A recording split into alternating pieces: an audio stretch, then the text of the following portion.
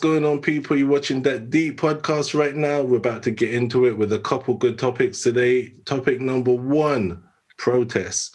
Despite how you may feel about protests, there's some people that say that they have a huge impact. There's some people that hold it dear to their hearts. And there's some people that think it's a huge waste of time. We're going to be getting into it with our panel today.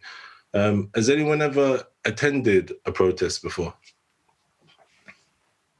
Yeah. Chloe, what were you protesting, Chloe? To be fair, I wasn't actually, I was kind of there. I was taking photos and stuff for the protest. It was about refugees. It's like probably 6 years ago now or something. Quite a while ago in London. Yeah. What was your experience of it?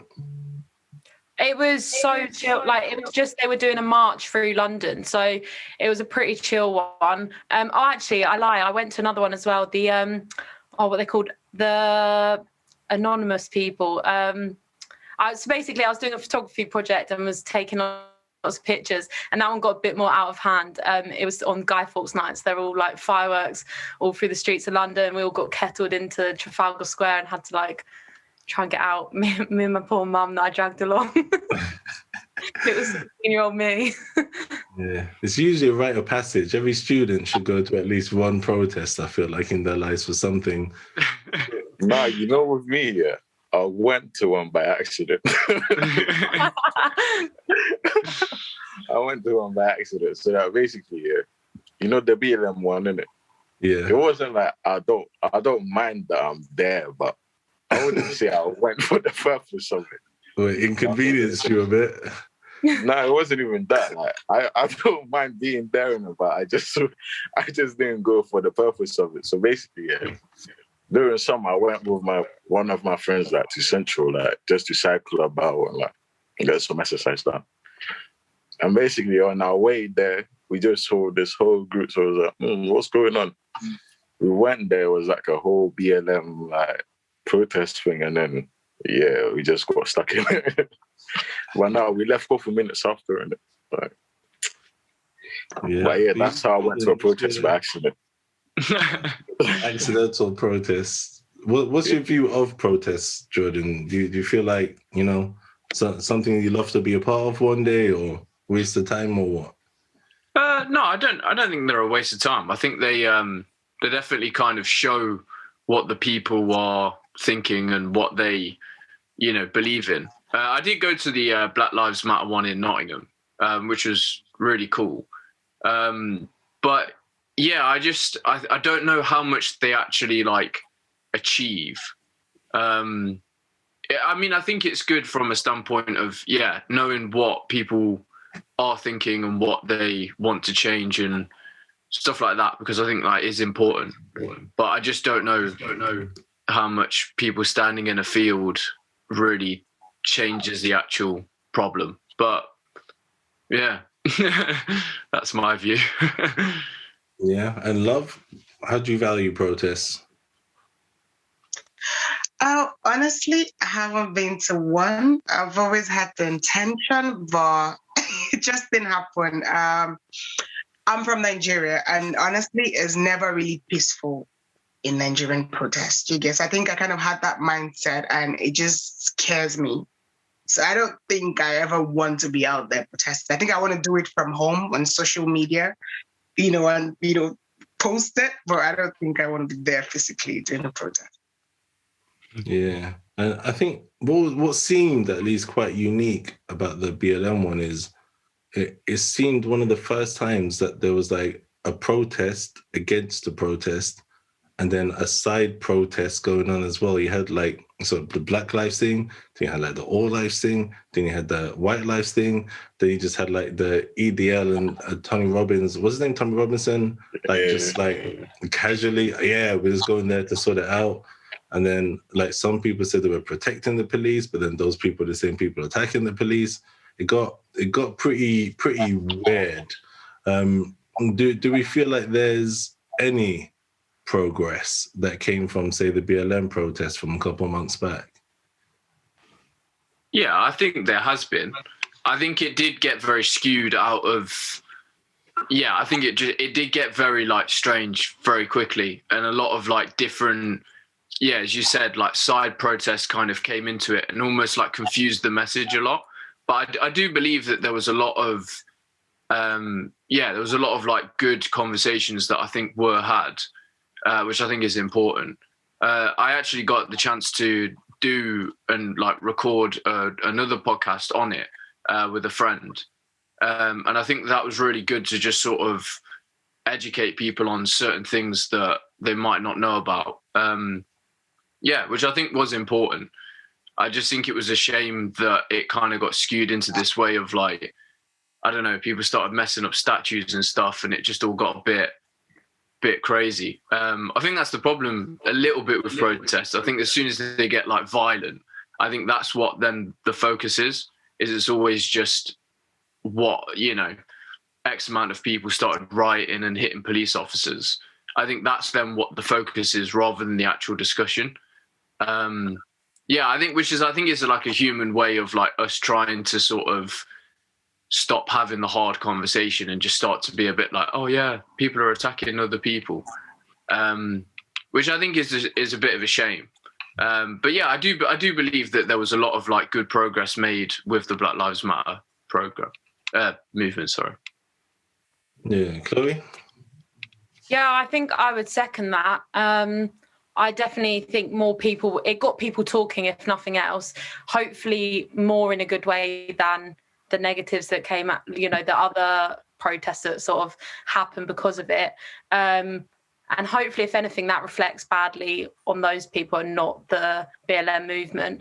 And the one in my town was so peaceful and just, it was more like people sitting around and hearing stories. They had like a big microphone and speakers and people giving their experiences and stuff like that. So I think in some ways that worked because people were just open to it and it sort of unified people as well. People were like actually wanted to hear and went because they wanted to support the movement. So I guess it depends as well what intention you're going to the right or the protest for. And then there's the rioters who aren't even there probably for the cause, whatever the protest is. And they're unfortunately the ones that the media picks up on. And the news just didn't do well, did they, with some of the ways they were reporting it and talking about the people there. I think compared to when you've seen previous protests, the way they report on the two is just so bad. Yeah. Abdel, who do you feel like ultimately defines or sets that agenda of whether a protest was good or bad? Is it as simple as saying whatever the media covers most, or? No, I think it's more like what you see, like with the Black Lives Matter thing, yeah, you saw a lot of people like protesting as well, supporting each other, and also like it helped to like make awareness, you get me? But there was some people that was just treating it as a trend. Like everyone was just there, like on Instagram, you saw some people just stop by to take a picture and then walk off. And also there was like people that was just rioting and stuff. But that's what it is. Like the media showed that more than like the peaceful part. Because what I went to by accident, what I went to, yeah, everyone, like it wasn't loud. It was just everyone like just protesting. It wasn't quiet, but it was peaceful. Like you saw the police standing there, like no one was punching each other or no one was like throwing stuff at each other. Everyone was just there, like trying to get out the message. Yeah, I mean, to be honest, I'm not even mad at the kind of trend culture. I mean, because trends come and go, do you know what I mean? But if it's a trend that can be a bit useful in the long run and whatnot, and I think we've all kind of grown up and seen at least kind of one MLK picture where he's got this big crowd and stuff and whatnot. I think, especially for certain groups of people, I think there's a lot of nostalgia there. You know, we've never really had that kind of a movement that collectively has brought people together in that regard. I'd say the next largest kind of protest groups I've seen would be the Brexit protests, for and against, whatever. We're somehow out of Europe. It doesn't even seem like nothing seems too different right now, Corona life. Before that one, the Iraq War. which again that had like thousands and thousands of people. But again, we seem to kind of almost kind of hit a blockage where it's almost like it brings the democracy into question a bit. Something like the Iraq War, for example, it seemed the protests against it were en masse against it, yet there was absolutely nothing like governmentally. As wondered, Love, do you feel like governments respond to protests? And I'm going to put this in the context of peaceful protests. Do you think governments respond to peaceful protests? No, I don't think so, because you're not. sorry. I was going to say, oh my God, let him go first. Honestly, I don't think the governments respond to protests per se, because from like stories I've heard, videos I've been watching almost all my life, I haven't really seen that much progress. Yeah, the BLM kind of worked because of, I think, like the whole George Floyd thing, at least right now, from what I hear, I don't know what happened to the guys that did that, the officers, but I heard that at some point they went into like, prison or wherever, but I haven't really followed up the story.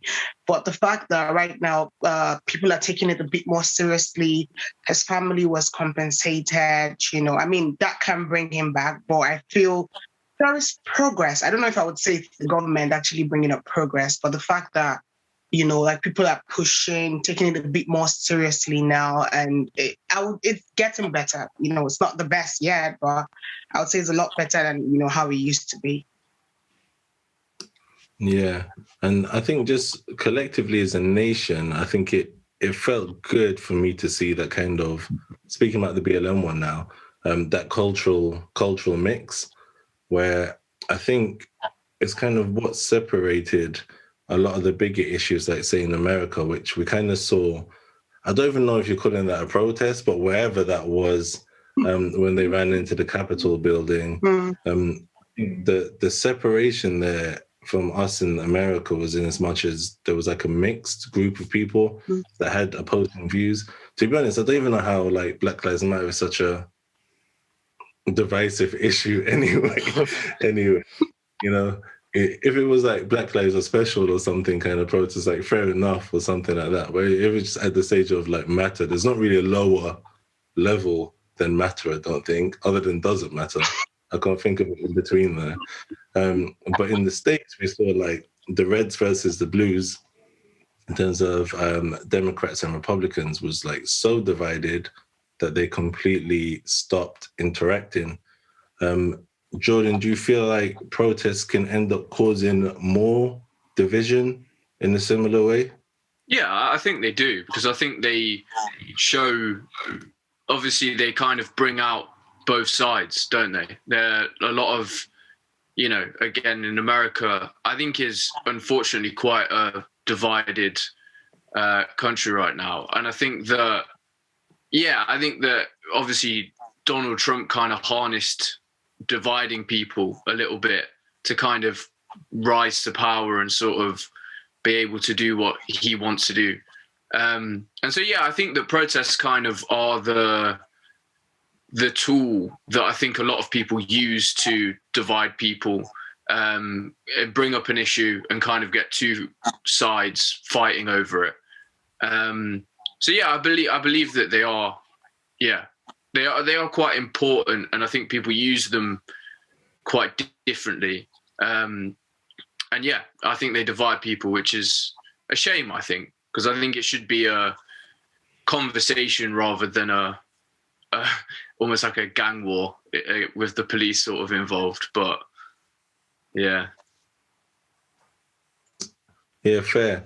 And I think going forward, I think just because of what we said earlier about the media, it's like if the BLM folks go out and then all the media coverage is them smashing stuff up, and then the EDL go out and then all the media coverage is them just smashing things up, when everyone kind of goes home and is watching like TV later on, it does feel like in some senses it does create this kind of weird, like, look, see, I told you they were bad, rather than the actual issue. Yeah. Abdel's got extra guests. That's what I just wonder how much grace we should apply to these movements. I think we all know if you get 100 people and you put them in one place, you're going to have at least one clown that's crept in that group. Once you're into like the thousands and the tens of thousands, it's like anything can happen. Like if I try and think how many sensible people I actually know in life, there's probably not that many. Like I've only got like 12 and everyone else is a bit iffy. Do you know what I mean? And Chloe, from the perspective of one, that, and two, the fact that like a lot of protest leaders, it's not like their full-time job. Do you know what I mean? No one like grows up and goes to uni to be a protest leader. Should we be giving these people more grace, given it's just, there's a bunch of people trying to organize something on any given day? Yeah, I mean, if they're going to be organizing something this big, no matter what they're protesting about, they're obviously passionate about it. So there's obviously, they see a need for change. And if they think that, I think it depends on the issue as to whether it's effective and whether the government hear them, or whether they're sort of doing it to provoke a reaction in terms of getting on TV with the rioting, or whether it's like actually for a reason. Like I've seen walk past like climate change ones and stuff, which are kind of like shocking, or showing people like animal cruelty and stuff like that. And I think to some extent they work because it's the shock factor. So there's obviously like a passion behind that, and that's why people are doing it. So I think fair play to them if you feel like that works. But yeah, I think it really does depend on the reason they're doing it and what they're doing it for, I suppose. Yeah, and if we put ourselves on the other side of the quote unquote fence for a minute, like as a police officer, so there's quite a few of you kind of scattered around a bit. Abdel, how would you feel in that situation as a police officer? What do you feel your kind of headspace and your emotions would be? Can you come again? As a police officer? Yeah, so hypothetically, I know you're not a police officer. Yeah, but how? Yeah. But hypothetically, if you're in a position of a police officer, a few of your guys around and ladies as well, all police officers, but you're in a crowd of thousands of people. What would headspace be in that kind of situation? I mean, firstly, I'll be intimidated because they're more than us. And like, you never know what could go on. Like, out of nowhere, someone can start a fight and then you have to engage in it, which could be dangerous for you as a police officer. But yeah, apart from that, I think if everyone's behaving and doing the peaceful protest, you'll feel less at ease. Like, you'll feel like more at ease, I think. Yeah. So you feel more relaxed. Like if you see them all, they're just walking about, just trying to push about what they're trying to like get a reaction on or thing. Or what am I saying? Like just trying to like push out the information, like and get people to like see what's going on, but they're doing it peacefully. Like you feel more relaxed and see that there's nothing bad that's going to happen. Well, if it's in a place where you see people like just getting like really angry, and then that's when you feel like, I'll have to engage in a moment. Yeah, and then I guess it depends on what happens next, because that's the other thing. When we're so heavily outnumbered, I've seen the situations where when police officers gone to engage, it's kind of like what are you doing? And I think both parties are conscious, I think, in these times. I don't know if it's a more modern awakening, but I think the police know that if people are serious, that there's nothing that they can really do. And I think people know as well that if they gather collectively, just because of things like the way that social media is now, you can put out a call and have 500 people at a venue without too much difficulty, that they're able to overpower police in certain situations. There's never a good... Well, yeah, I'm going to say as a blanket statement, there's never a good reason to be chasing police officers down the street, generally, as a general principle. I know things get crazy sometimes, but yeah. Love, with that said, do you feel like the police have reacted throughout the protests that you've seen in a correct way, or do you think there's room for improvement there? I would say there's room for improvement. Honestly, most of the protests, I don't see the police doing so much of a perfect job. Like, I like to go back to like George Floyd's own it, because we could see that it was the officers were actually the cause of the issues. But I mean, there's definitely going to be good officers out there, but I think the bad ones overshadow the good ones, unfortunately for them. So I don't know if I would say they need more training, because I don't know the kind of training they go through, but I feel their workers or the job is hard enough, but they need to realize that the next person is human as well. Because from what I've seen from videos and all that, they tend to forget that, I know they have this training to be all mean, but they have to realize that the next person is a human being. So the next person deserves the same respect that, they would. Because I feel the things they do to people, if it was the other way around, they wouldn't take it. You know what I mean? So it's just, there's always going to be room for improvement and everything, but I just think they should be a little bit, more trained, more humane.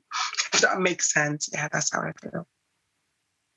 Yeah, I'm trying to gauge if it's a adrenaline rush in between the kind of intimidation that Abdel was talking around with because it's kind of both, right? So it's a vigil and a protest with the Sarah Everard situation.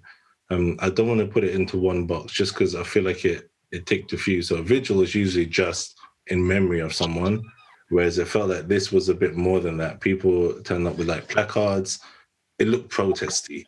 But I just don't get how the police managed to kind of get it that wrong, even just from the visuals of it. You're there in memory of a woman having been killed by the police. How do we get to a situation where women are being manhandled and dropping their women's safety signs and being pinned down and handcuffed by police? I'm leaving that one open to the floor. I don't necessarily agree with it, but do you think that the police it's almost a little bit like its own like gang in a way?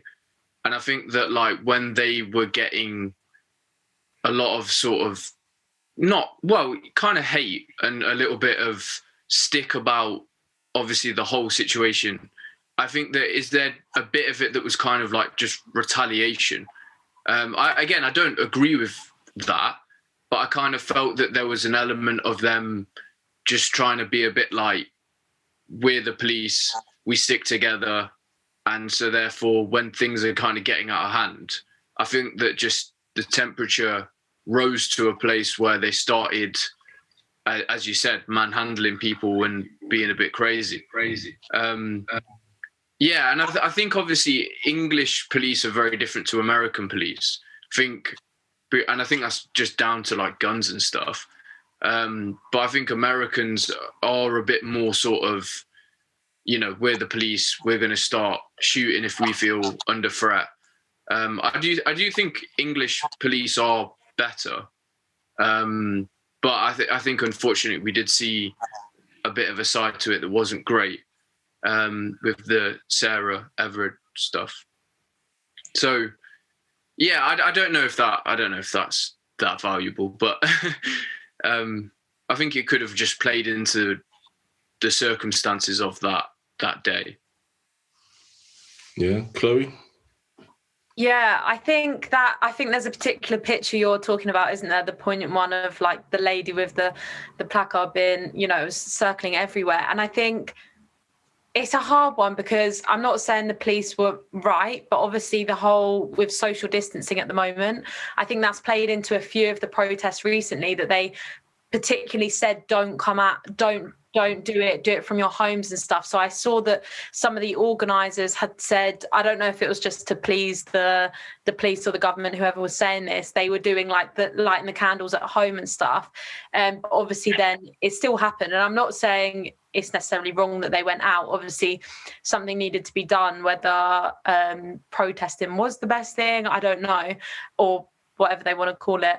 I agree that, I don't think the police are as bad as in America, but I definitely have seen them provoking people. The way they, like the ones I've seen, where they're like pushing people into a space together, is obviously going to, they're trying to, I guess, think of the safety of the general public, but then that's going to wind people up, and they're going to feel threatened, as well as the police feeling threatened. They feel like they've got eyes on them, and they're just trying to, it's free speech. At the end of the day, is it actually free? Like, what is freedom? Do we actually have that at the moment with the things like these protests? So, I definitely think there was probably more to that picture than we know. There was probably some provoking from the protesters, but equally, it didn't look great on the police, did it? Like, what was she actually going to do to them? Do you know? Like, I wasn't there, so I can't comment on it, but were they actually in that much harm? I don't know. Did they really need all those police surrounding her, holding her down like that? Not sure. Yeah, the aesthetics are just like terrible from every angle. I feel like the police are gonna have to hire an official PR agency or something by the end of the year. Yeah. So with that said, then, do we feel as though protests on social media could potentially be as effective as feet on the ground walking then, Abdel? Yeah, I think so. I think like protest on social media is a little bit more better, because with social media, like, information can spread about in like a couple minutes. As soon as it's posted, like, you see a lot of people sharing it. So like in like a couple of hours, it will be all over the world, that everyone will see what's going on. But with walking around, there's literally people. If the media doesn't show it, there's literally people like on your street and people around the area that knows it. Sometimes even just in the country. So yeah, like, I think protesting on social media is like more effective in having more people like aware of the situation than just walking around, because you never know if the news is going to cover it or someone's going to take a picture and post it. Even if someone takes a picture and posts it, that's like, you could have just done it on the internet, you get me? Instead of like just walking around. But either ways, they're both good ways to like raise awareness.